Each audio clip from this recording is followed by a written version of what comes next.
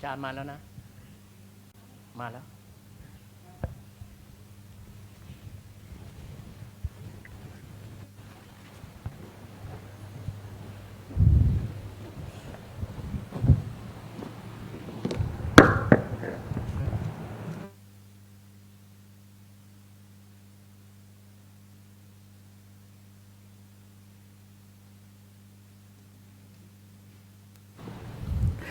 ขอนิมนต์พระภิกษุสงฆ์สามเณรเจริญพรแม่ชีโยคี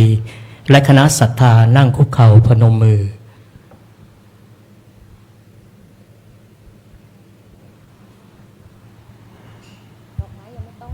Please kneel down and put your hands together, ready to worship the triple gem.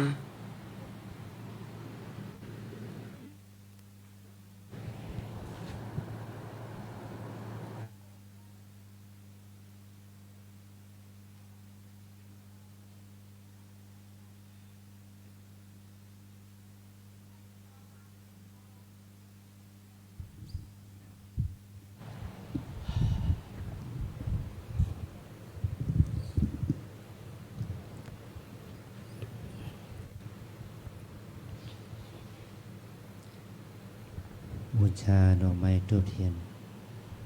บูชาพระรัตนตรัยอิมินาสการเรนะอิมินาสการเรนะพุทธังอภิปูชยามะพุทธังอภิปูชยามะอิมินาสการเรนะอิมินาสการเรนะธัมมังอภิปูชยามะธัมมังอภิปูชยามะอิมินาสการเรนะอิมินาสการเรนะสังฆังอภิปูชยามะสังฆังอภิปูชยามะอะระหังสัมมาสัมพุทโธภควา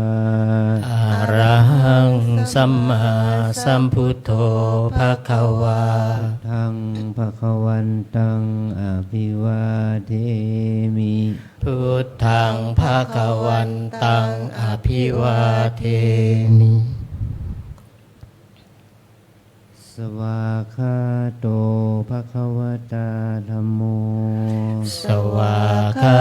โตภควตาธัมโมธัมมังนามัสสามิธัมมังนามัสสามิสุปฏิปันโนภควโตสาวกสังโฆสุปฏิปันโนภควโตสาวกสังโฆสังฆังนามามิสังฆังนามามิพันธมยังพุทธัสสะภควโตปุพพภาคนามการังกโรมาเสนะโมตัสสะภะคะวะโตอะระหะโต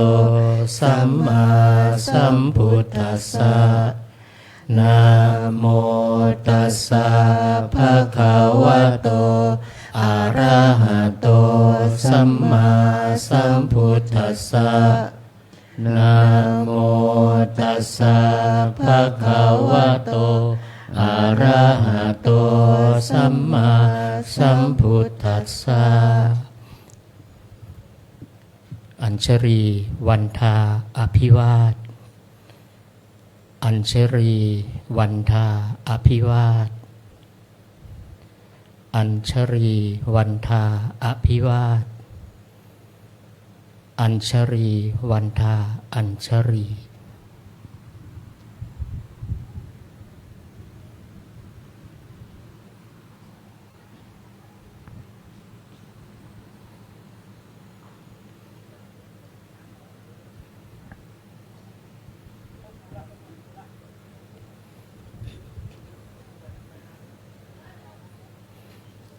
ขอนิมนต์พระภิกษุสงฆ์น้อมกราบท่านพระอาจารย์เจ้าคุณพร้อมกันสามเณรแม่ชีโยคีขอให้น้อมกราบทีหลังอัญชรีวันทาอภิวาทอัญชรีวันทาอภิวาทอัญชรีวันทาอภิวาท อัญชรีวันทาอัญชรี ขอนิมนต์สามเณรขอเชิญคณะแม่ชีโยคี และคณะศรัทธาทุกท่านน้อมกราบท่านคุณพระอาจารย์พร้อมกันค่ะ อัญชลีวันทาอาภิวาทอัญชลีวันทาอาภิวาทอัญชลีวันทาอาภิวาทอัญชลีวันทาอัญชลี ขออนุโมทนาต่อกุศลศรัทธาที่พวกเราทั้งหลายได้กระทำบำเพ็ญความบุญนี้จงเป็นอานิสงส์ให้เราเจริญในสมาปฏิบัติ เพื่อความดับทุกข์เพื่อพระนิพพานเป็นเพียงสุดจงมาเกิดผลแก่พวกเราทั้งหลายจงทุกข์ทั่วหน้ากันด้วยเถิด สา ธุ สาธุ สาธุ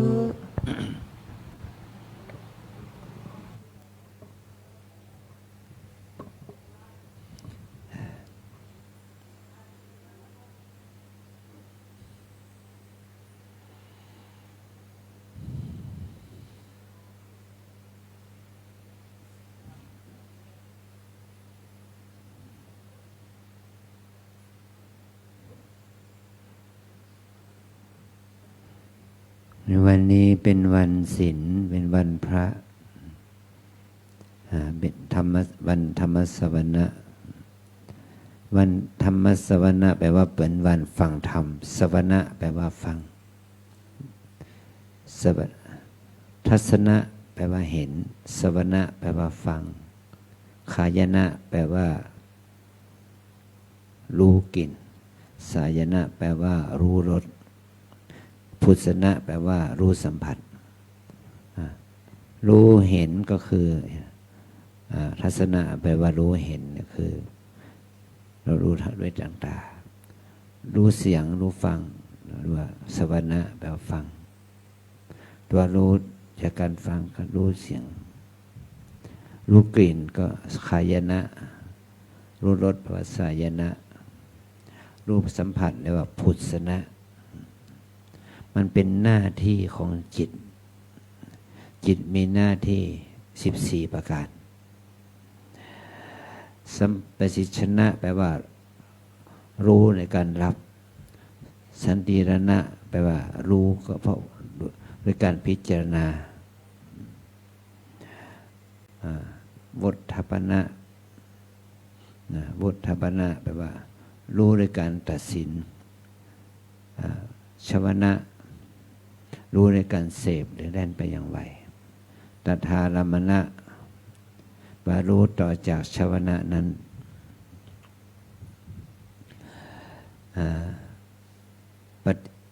จุติแปลว่าจุติแปลว่าสิ้นจากภพเก่าปฏิสนธิแปลว่าสืบต่อภพใหม่ภวังคะแปลว่ารักษาองค์แห่งภพอันนี้อาวัชนะแปลว่าพิจารณาอารมณ์นี่เป็นหน้าที่ของจิตนะครับว่าเรามาอยู่ที่นี่เรามาปฏิบัติธรรมเราจิตของเรามีหน้าที่ที่จะทำหน้าที่รู้อารมณ์นี่เป็นไปในกิจหน้าที่เนี่ยมีอะไรบ้างอาวัชนะแปลว่าพิจารณาอารมณ์ภวังคะแปลว่ารักษาองค์แห่งภพต่อจากนั้นก็ทัศนะสวนะขายนะสยนะพุทธนะสัมปริสนะสันติรณะโวทัปนะแล้วก็ชวนะแล้วก็ตถารมณะวนเวียนกันอย่างนี้ในจำนวนหน้าที่ต่างๆเหล่านี้เราจะได้เรียนรู้ว่าเรามาทำหน้าที่นี้เพื่ออะไรเพื่อเห็นหรือเพื่อได้ยินได้กลิ่นได้รสได้สัมผัสหรือเพื่อรู้อารมณ์อย่างรับอารมณ์ใส่ส่วนอารมณ์อย่างนั้นหรือก็ให้เรารู้จุดมุ่งหมายเป้าหมายว่า เรามาทำกิจทำหน้าที่น้อยใหญ่เนี่ยให้รู้อย่างที่ว่าเสพอารมณ์อย่างเป็นบุญ เมื่อเรารู้ว่าเรามาทำหน้าที่นี้เรามาซึมซับสิ่งต่างๆอย่างเป็นบุญเป็นกุศลเป็นชวนะอย่างเป็นบุญกุศลชวนะให้มันเป็นมหากุศลเป็นบุญอย่างกรณีชาวต่างชาติพี่น้องชาวจีนเกาหลีญี่ปุ่นยุโรปอเมริกาอะไรน้อยใหญ่เนี่ยเขามาที่นี่มาเพื่อเสพบุญนะมาเสพบุญพี่น้องชาวศรีลังกาก็มีนะมาเสพบุญมาเสพความดีมาเสพบุญกุศลมันก็ว่าพวกเราในฐานะชาวพุทธที่เป็นเจ้าบ้านเป็นเจ้าภาพได้แก่ภิกษุสามเณรแม่ชีโยคีเนี่ยที่เป็นคนไทยเราเนี่ยเราเป็นชาวพุทธที่เป็นเจ้าภาพเป็นเจ้าบ้านเราจงให้ตัวอย่างที่ดีได้เห็นตัวอย่างที่ให้เขาเห็นดีเป็นตัวอย่างที่ทำให้เขาได้ยินดีเป็นตัวอย่างที่ทำให้เขาได้กลิ่นได้รสได้สัมผัสดีเป็นตัวอย่างที่ทำให้เขารับอารมณ์พิจารณาอารมณ์ไตร่ตรองอารมณ์ที่ดีเป็นตัวอย่างให้เขาได้กุศลจิตได้เสพอารมณ์ที่ดีเพื่อที่จะเป็นบารมีเกื้อกูลเขาได้เสพสิ่งที่ดีงามให้มันเป็นอุปนิสัยเป็นบารมีเกื้อกูลต่อชีวิตเขาเพื่อเขาจะได้ดำเนินชีวิตในทางที่เป็นสุขก็ให้เกิดสุขในการดำเนินชีวิตเขานี่คือเราต้องช่วยกันทำหน้าที่เผยแผ่พระศาสนาทำหน้าที่เผยแพร่พระศาสนาเผยแพร่พระศาสนาโดยการทำกายกรรมของเราการกระทำที่ดีการพูดที่ดีแต่การคิดในทางที่ดีการคิดดีมันจะทำให้เราพูดดีทำดีถ้าเราคิดไม่ดีก็ทำให้เราพูดไม่ดีทำไม่ดีอย่างนี้นะในช่วงนี้สภาพอากาศเนี่ยค่อยดีขึ้นนะมีฝนตกตามอำเภอลมมันเย็นกว่าลมก็เย็นขึ้นอากาศมันก็เย็นขึ้นแต่มันก็เราต้องอาศัยวันเวลาที่เราอยู่ที่นี่ที่อาศัยที่เราชาวพุทธในฐานะเป็นบาสุบาจิกาก็มาอุปถัมภ์ค้ำจุนพระสงฆ์องค์เนรเราพระสงฆ์องค์เนรเราก็ได้รับการอุปถัมภ์ค้ำจุนจากญาติโยมก็ให้นึกถึงบุญคุณของบุญให้นึกถึงคุณของบุญบุญที่โยมทำเนี่ยมันไม่ใช่เป็นบุญที่สูญเปล่ามันเป็นบุญที่มันจะเป็นประโยชน์แก่เราเราจะต้องทำกิจของเราเองเนี่ยให้แก่ญาติโยมได้ชื่นชมยินดีโยมจะชอบใจบ้างไม่ชอบใจบ้างก็เป็นธรรมดาตั้งแต่สมัยพระพุทธเจ้ายังมีพระชนมาชีพอยู่คนบางคนก็เหมือนกับว่าดำเนินชีวิตเป็นศัตรูของพระองค์ก็มีบางคนก็ดำเนินชีวิตแบบว่าหาประโยชน์ผลพลอยได้จากพระองค์ก็มีคนบางคนก็มีจิตตั้งมั่นมีความศรัทธาต่อการดำเนินพระจริยวัตรของพระองค์ก็มีเนี่ยคนบางคนก็นำเอาหลักธรรมมาเพื่อพึ่งปฏิบัติเพื่อตนเพื่อครอบครัวเพื่อสังคมก็มีอันนี้ก็ถือว่าเราทั้งหลายได้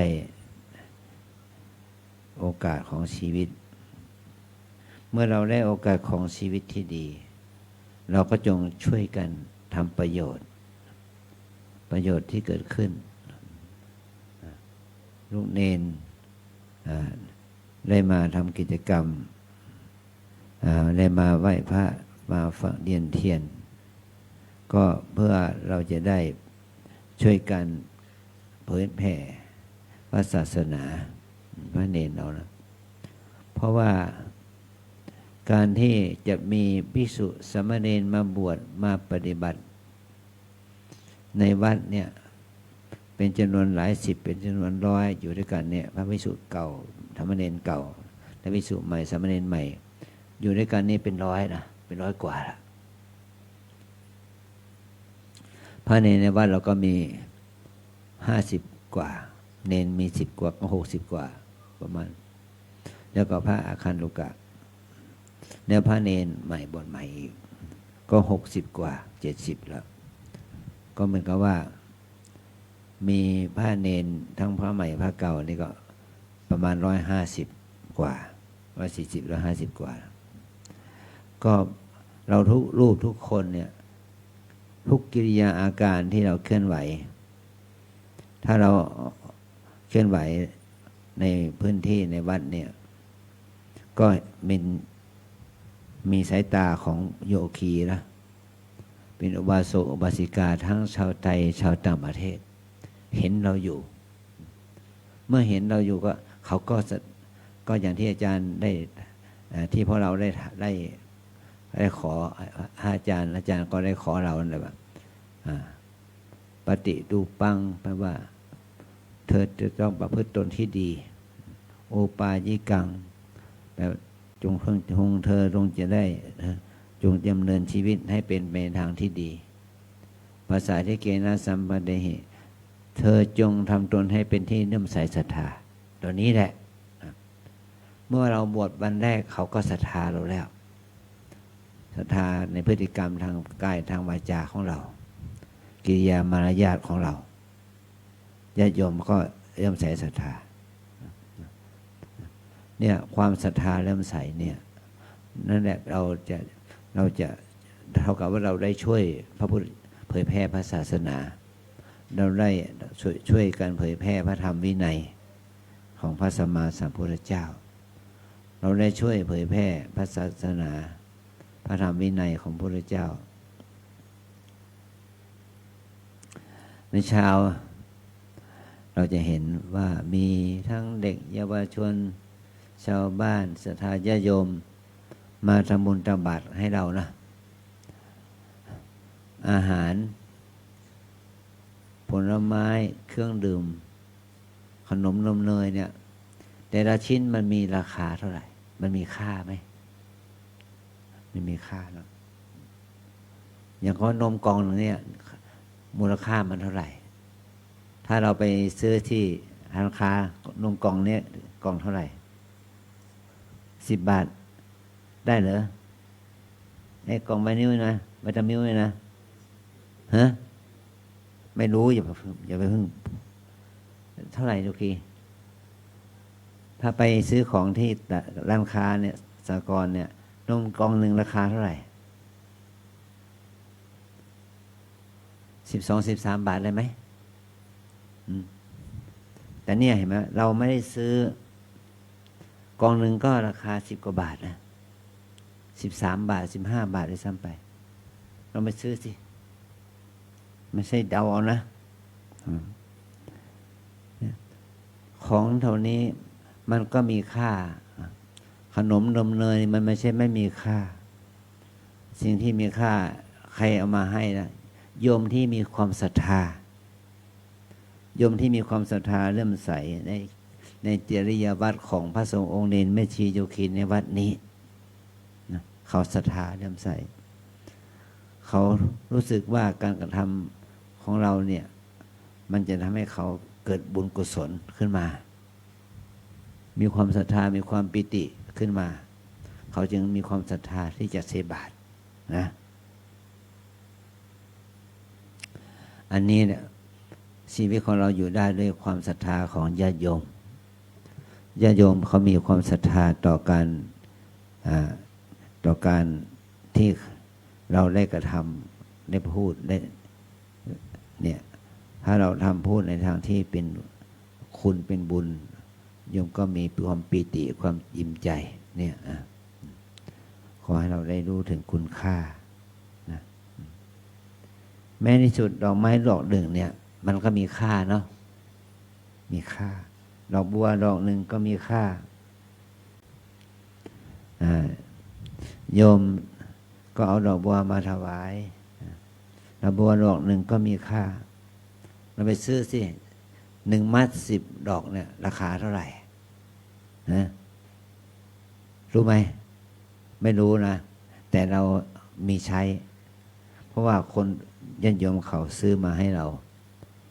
แต่ให้เรารู้ว่ามันไม่ใช่ของฟรีธูปเล่มหนึ่งเทียนดอกหนึ่งก็มีค่า สิ่งเหล่านี้มันมีค่าตามมูลค่าของมัน แต่มันมีค่าทางด้านจิตใจที่ญาติโยมมีต่อเรานะมีต่อพระสงฆ์องค์เนรมีต่อแม่ชีโยคีในวัดนี้ไม่ใช่ว่าของฟรีไม่ใช่ของฟรีมันไม่ฟรีของที่เขามาถวายเรามีค่าเท่านั้นมีค่าทั้งนั้น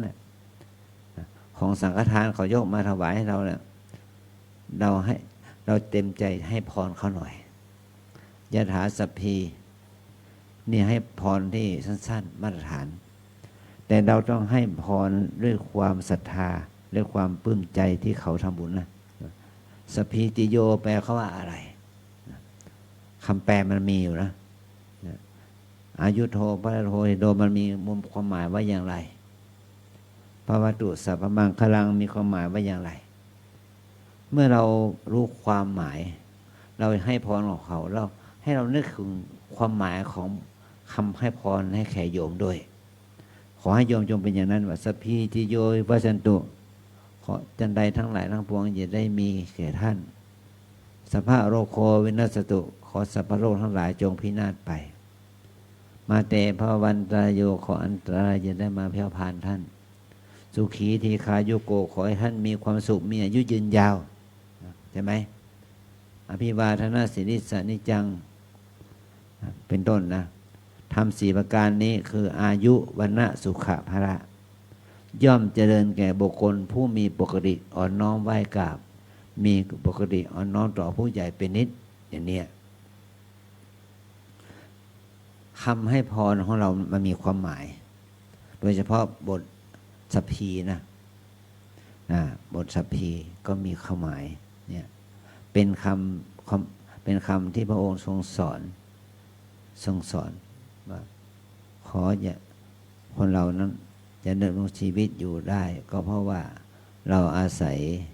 ความศรัทธาของญาติโยมที่เขาทำบุญได้ด้วยความศรัทธาของเราเนี่ยเราจะได้ทำความดีให้เกิดขึ้นอันนี้ในวันนี้วันพระเป็นวันที่เราจะได้ฟังธรรมะก็มีตั้งแต่เช้าแล้วเราก็ฟังธรรมะกันตอนบ่ายก็ฟังธรรมะกันตอนเย็นก็ฟังธรรมะกันตอนค่ำก็ได้ฟังธรรมะกันเราจึงเรียกว่าวันฟังธรรมวันธรรมสวนะเป็นวันที่เราได้ฟังธรรมเนี่ยนี่พอเราทั้งหลายมาอยู่กันที่นี่มาร่วมกิจกรรมกันที่นี่เราก็มีความเราจะมีศรัทธาต่อพระรัตนตรัยเดี๋ยวเราจะได้เวียนเทียนเอาดอกไม้ธูปเทียนมาถือไว้ที่มือแล้วก็เป็นการบูชานะเป็นการบูชาสมโภชเป็นการบูชาพระรัตนตรัยโดยอาศัยวัตถุที่ท่านสร้างไว้เจดีย์เนี่ยเจดีย์มีอยู่4 ประเภทเจดีย์ที่เราจะต้องบูชาเนี่ย1อุเทสิกะเจดีย์เจดีย์ที่ชาวพุทธเราสร้างไว้เพื่อบูชาพระรัตนตรัยเรียกว่าอุเทสิกะเจดีย์เนี่ยได้แก่พระพุทธรูปเป็นต้นนะพระพุทธรูปนี่เป็นอุเทสิกะเจดีย์เป็นสิ่งที่เราต้องกราบไหว้เพื่อนึกถึงพระพุทธเจ้าพระพุทธเจ้าเป็นบุคคลที่มีความดีมีพระคุณ3 ประการพระปัญญาที่คุณพระบริสุทธิ์ที่คุณพระมหากรุณาที่คุณเราบูชาพระพุทธเจ้าเราบูชาพระพุทธรูปก็ว่าเราก็บูชาพระปัญญาที่คุณพระบริสุทธิ์ที่คุณพระมหากรุณาที่คุณ พระธาตุพระสถูปเจดีย์ที่เป็นก้อนอิฐก้อนหินตรงเนี้ยมันเป็นอุเทสิกะเจดีย์เราเอาบูชาซึ่งพระพุทธเจ้านะพระธรรมพระสงฆ์นะอันที่สองบริโภคเจดีย์แปลว่าเจดีย์ที่ได้แก่สิ่งที่พระพุทธเจ้าใช้สอยเหมือนกับต้นโพนะใบโพต้นโพเนี่ยเรากลับไหว้ต้นโพก็ให้เรานึกถึงพระพุทธเจ้าที่ได้ตรัสรู้ใต้ต้นโพนะเราจะบรรลุถึงธรรมเราเข้าใจถึงธรรมจากการที่เราอยู่ที่ไหนล่ะอยู่ในวิหารในโบสถ์ในกุฏิในเจดีย์ในศาลาอาศัยร่มเงาอะไรล่ะก็สิ่งเหล่านี้มันกับว่าถ้าเราบรรลุธรรมเราถึงเรามรณภาพไปเราตายไปเนี่ยถ้าลูกศิษย์ลูกหารู้ว่าเราบรรลุธรรมที่นี่เขาจะมากราบมาไหว้ที่นี่นะเนี่ยมากราบมาไหว้ที่นี่เขาเรียกเป็นบริโภคเจดีย์นะเหมือนกับว่าเราเรียนหนังสือที่โรงเรียนไหนนั่นแหละมันเป็นเจดีย์ของเราอะเรียนหนังสือที่วัดไหนวัดนั้นเป็นเจดีย์ของเราเขาจะมาเรื่อนึกถึงวัดนี้ว่าตามรอยทางของครูบาอาจารย์ตามรอยบาทของครูบาอาจารย์อย่างนั้นแหละนะนี่เรียกว่าอุทิศแล้วก็อันที่สามธรรมเจดีย์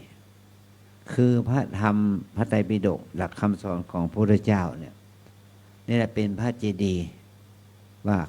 พระธรรมคำสอนของพระพุทธเจ้าที่ว่า 84,000 พระธรรมขันธ์ถ้าเราเอาหลักธรรมของพระพุทธเจ้าตัวใดตัวหนึ่งมาปฏิบัตินั่นแหละเป็นเจดีย์หมายความว่าเราเอาสติปัฏฐาน4นะกายเวทนาจิตธรรมเอากายเวทนาจิตธรรมมาเป็นที่ตั้งของการเจริญสติกายเวทนาจิตธรรมก็เขากับว่าเป็นธรรมเจดีย์ของเรานะท่านที่สี่คือธาตุเจดีย์ธาตุเจดีย์มุ่งหมายถึงพระบรมธาตุของพระพุทธเจ้าเรากราบไหว้พระบรมธาตุของพระพุทธเจ้านั่นแหละถือว่าเป็นการบูชาอย่างยิ่งเรียกว่าธาตุเจดีย์เจดีย์มี4ประเภทนะธาตุเจดีย์ธรรมเจดีย์บริโภคเจดีย์แล้วก็อุเทสิกะเจดีย์นะเหมือนกับว่าเราเห็นพระเป็นเราเห็นไม้เดี๋ยวเราเห็นถ้าเราพูดถ้าเราจะพูดง่ายๆว่าเราเห็นไม้หรือเราเห็นพระพุทธรูปตัวเนี้ยถ้าเรามองนี่เราเห็นไม้หรือเราเห็นพระพุทธรูปทำไมเราเห็นเป็นไม้หรือเราเห็นเป็นพระพุทธรูปอ่ะเป็นพระพุทธรูปอันนี้แหละเนี่ยเป็นถ้าไม้นั้นเป็นไม้เฉยๆถ้าเขาไม่เอามาแกะเป็นรูปเป็นร่างแล้วมันก็เป็นไม้เราไม่ไหว้กันเราไม่เคารพกันแต่ถ้าเราเขามาแกะเป็นองค์พระล่ะนั่นแหละเป็นเจดีย์ละเป็นอุเทสิกะเจดีย์เป็นสิ่งที่น้อมให้เราน้อมนึกถึงพระพุทธเจ้าเมื่อเราเห็นภาพไม้ที่แกะเป็นพระรูปนี้เป็นท่าที่พระพุทธเจ้าปรินิพพานแล้วเราก็นึกถึงว่าความปฏิการนิพพานของพระพุทธเจ้ามี2 อย่างอันที่ 1ก็คือสัพปาทิเสสนิพพานหมายว่า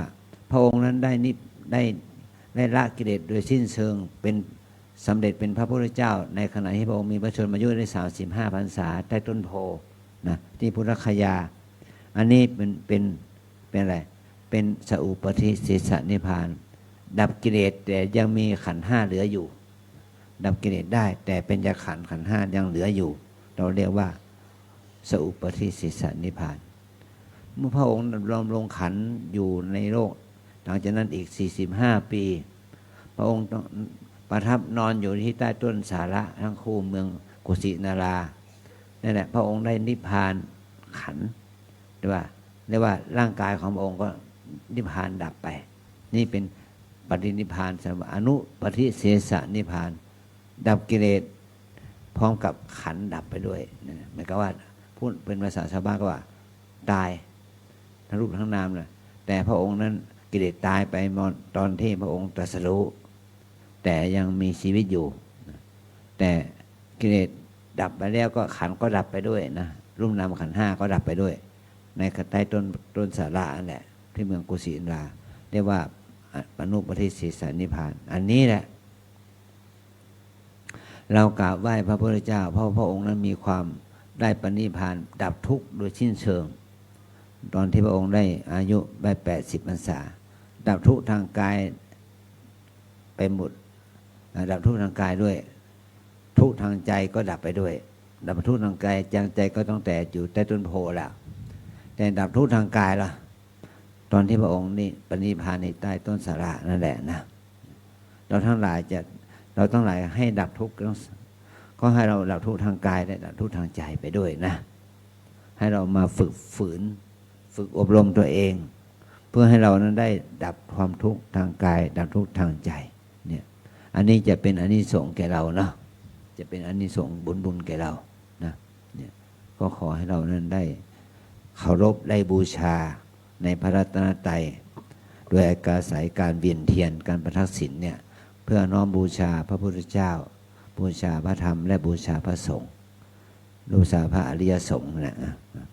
ที่ท่านได้นิพพานไปแล้วนะด้วยทบทุกเทียนดอกไม้อย่างนี้เราจะได้ไม่สูญเปล่าว่าเราไม่ใช่มาเวียนเทียนตามประเพณีเฉยๆแต่เวียนเทียนให้เกิดปัญญานะปัญญาให้เกิดสติปัญญาอย่างนี้อย่างที่อาจารย์ได้อธิบายได้เพียงคร่าวๆนะขอให้เราทั้งหลายได้ตั้งใจที่จะทำกิจกรรมในการประทักษิณต่อไปเนาะเอาเราทั้งหลายวันนี้ลูกเนนสงบดีแล้วสงบดีมากขึ้นนะลูกละลายพฤติกรรมได้ดีขึ้นเนาะวันนี้โยมมาทำบุญตับบาตรทำบุญอาหารเอื้อเฟื้อเกื้อกูลเราให้เรานั้นได้กำลังในการทำหน้าที่น้อยใหญ่ให้สมกับฐานะแห่งความเป็นโยคาวจรผู้ประพฤติปฏิบัติธรรมสืบต่อไปนะวันนี้อาจารย์จะขออธิบายให้โยคีชาวต่างชาติได้ฟังนิดหน่อยเป็นภาษาอังกฤษนิดหน่อยนะ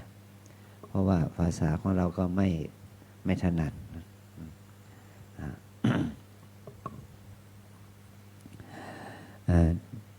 Good evening,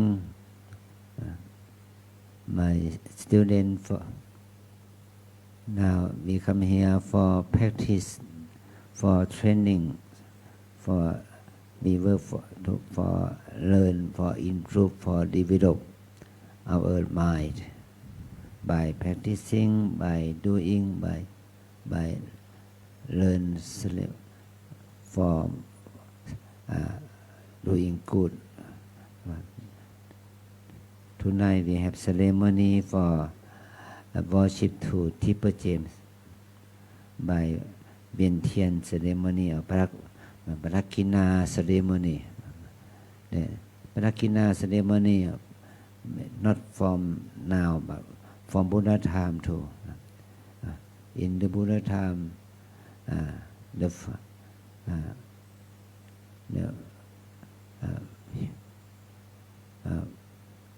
we want to respect to Tipper James, but we respect for the Buddha, Dhamma, Sangha by walking around them.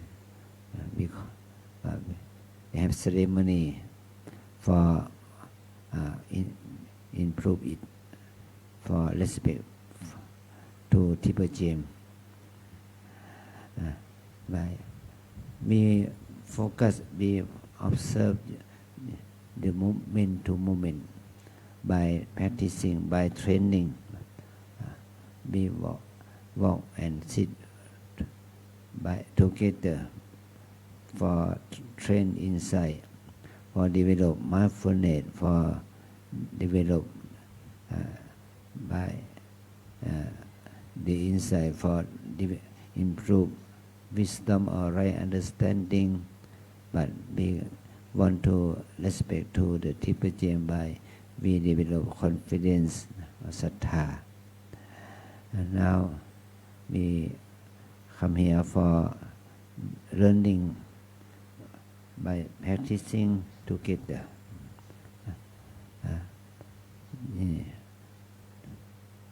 But before we start practicing, we share the good mind, good thing for everyone for support our life.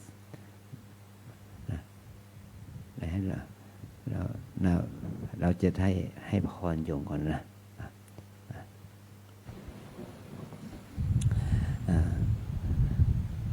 สัพพิติโยวิวัชชันตุสัพพะโรโควินาศตุมาเตภวันวันตรายโยสุขีทีขายุโกภวะอภิวาทนาสี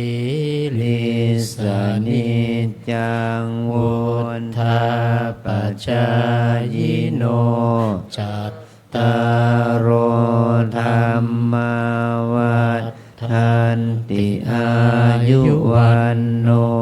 สุขังภะลังขอบคุณมากนะ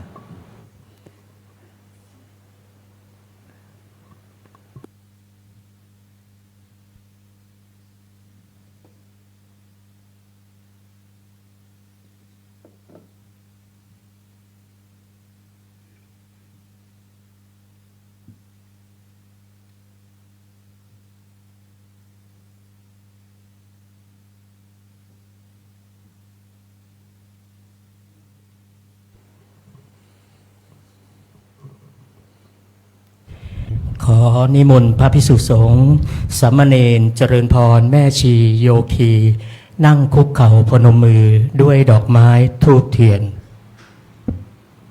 Please kneel down and put your hands together with flowers, incense, and candles.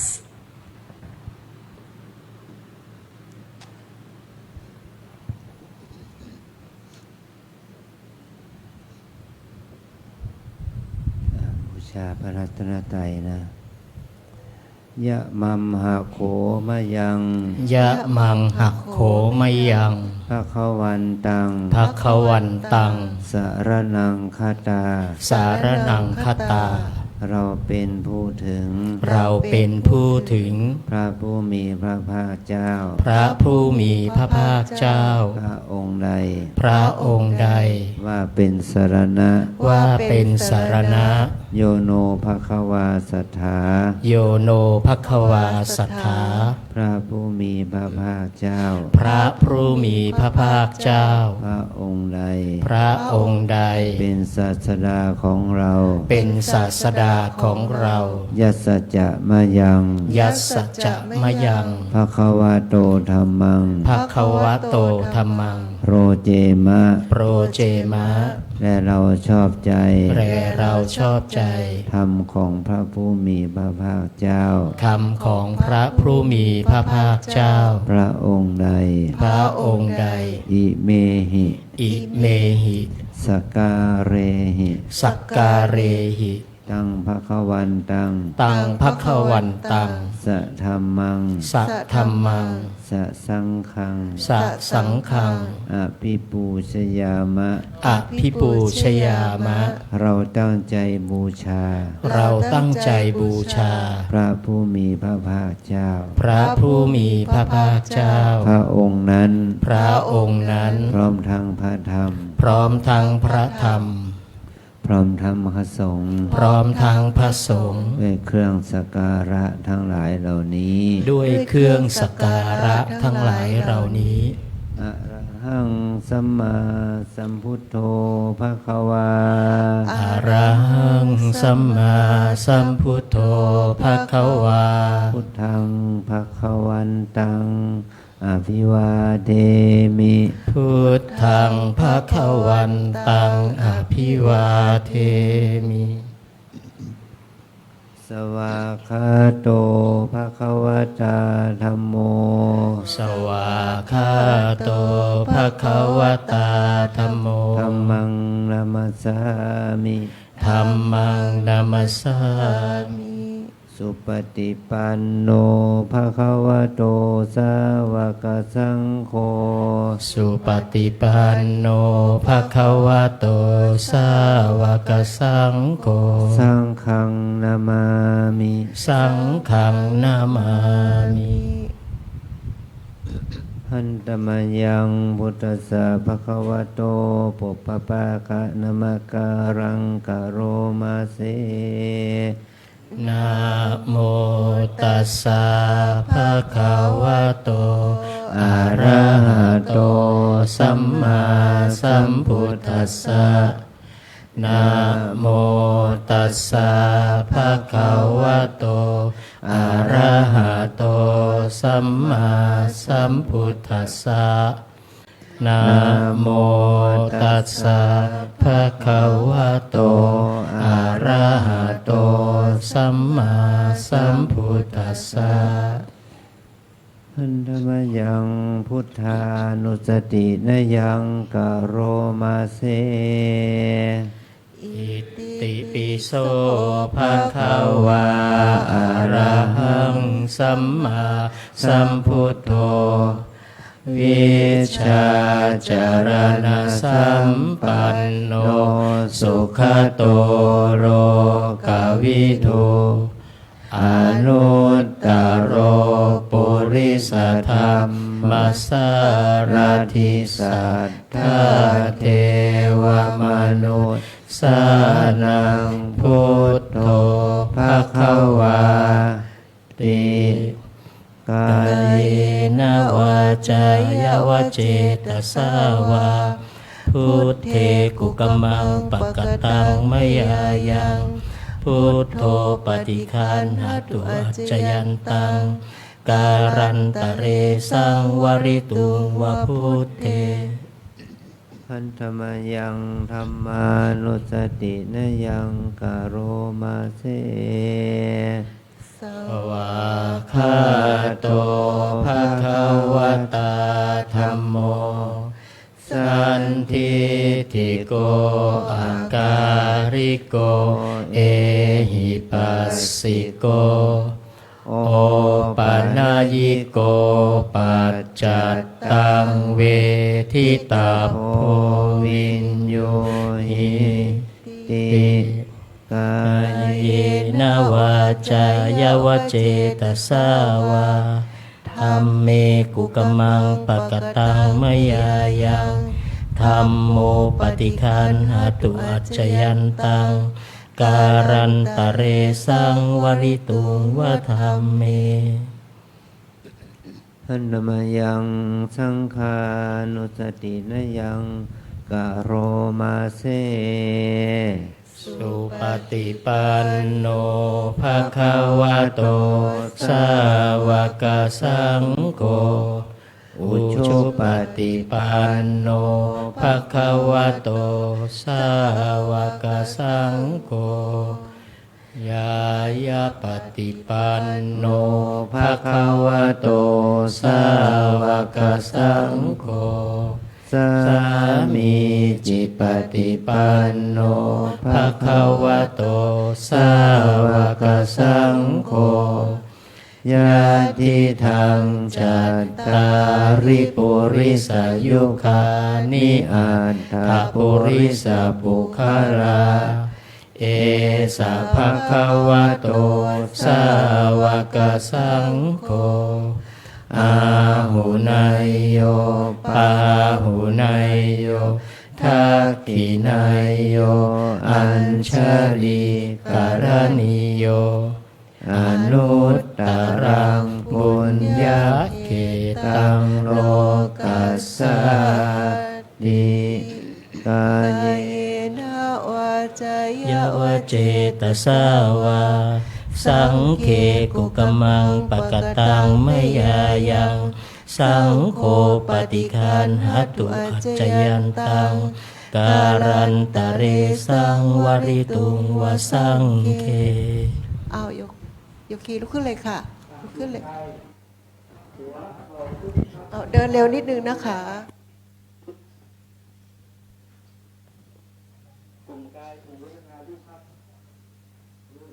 เอาเดินเร็วนิดนึงค่ะ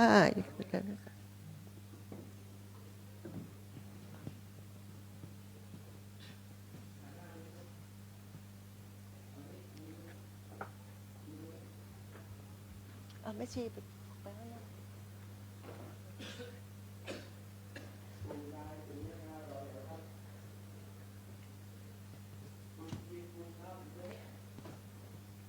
แม่ชีไปอยู่หน้าโยคี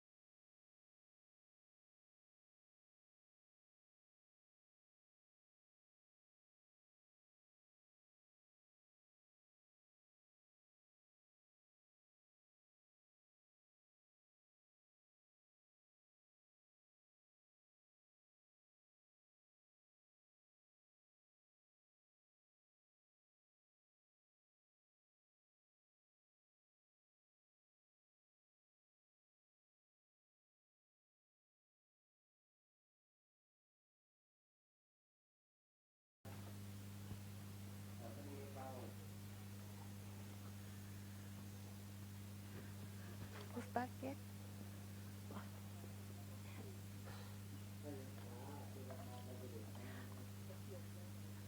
สินจะได้มีเอาเทียนอันนี้อาจารย์ยัง ยังค่ะ เร็วๆนะเสร็จแล้วอาจารย์เสร็จแล้วดึงเทียน